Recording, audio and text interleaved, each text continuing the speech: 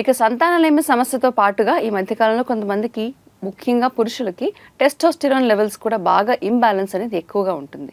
మరి testosterone levels తగ్గితే గనక వాటిని ఎలా న్యాచురల్గా పెంచుకోవచ్చో డాక్టర్ గారిని అడిగేద్దాం. డాక్టర్ గారు, పురుషుల్లో టెస్టోస్టిరాన్ లెవెల్స్ తగ్గకుండా ఉండాలంటే ఎలాంటి ఆహారాలు తీసుకోవాలి?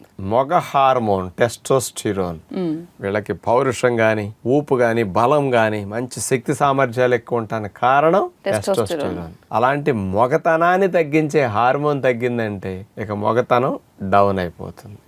అలాంటి మగవారికి ఈ రోజుల్లో అత్తిపత్తి పొడి చాలా బెస్ట్ అని చెప్పొచ్చు. అదేనండి, పట్టుకుంటే ముడుచుకుపోతుంది ఆకు. Touch me not. అది ఆ ఆకు, ఆ చెట్టు కాడలు ఉంటాయి కదా, పల్లెటూళ్ళలో ఎక్కడ పడితే అక్కడ పిచ్చి పిచ్చిగా పొదల్లాగా పడి ఉంటుంది. కనపడితే చాలు మగవాళ్ళందరూ పీకేసేసుకోండి. ఆకు శుభ్రంగా తీసేసి ఆ వేళ్ళు ఆ కాళ్ళు ఎండబెట్టేసేసి దాన్ని పౌడర్ చేసుకుని శుభ్రంగా ఇంట్లో పెట్టుకోండి. రోజు ఉదయం 1.5 టీ స్పూను, సాయంకాలం 1.5 టీ స్పూను, అంటే 18 గ్రాములు సుమారుగా. అంత అయితే 18 గ్రాములు అవుతుంది. 2 పూట్ల కాస్త నీళ్ళల్లో వేసేసి మరిగించి వడకట్టి ఆ పిప్పి తీసేసి ఆ డికాషన్కి తేనె కలుపు తాగొచ్చు.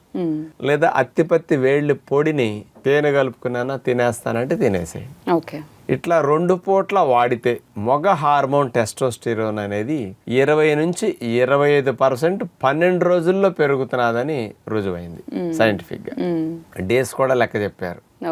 లైంగిక సామర్థ్యం, సెక్స్ పవర్ అనేది 37% 12 రోజుల్లో మగవారికి ఇంప్రూవ్ అవుతున్నది. ఈ మధ్య డయాబెటీస్ వల్ల, హార్మోన్స్ లోపం వల్ల, ఊబకాయం వల్ల పెళ్ళైన కొత్త మగవారిలో కూడా లైంగిక సామర్థ్యం తగ్గిపోయి చాలా ఇబ్బంది పడుతున్నారు.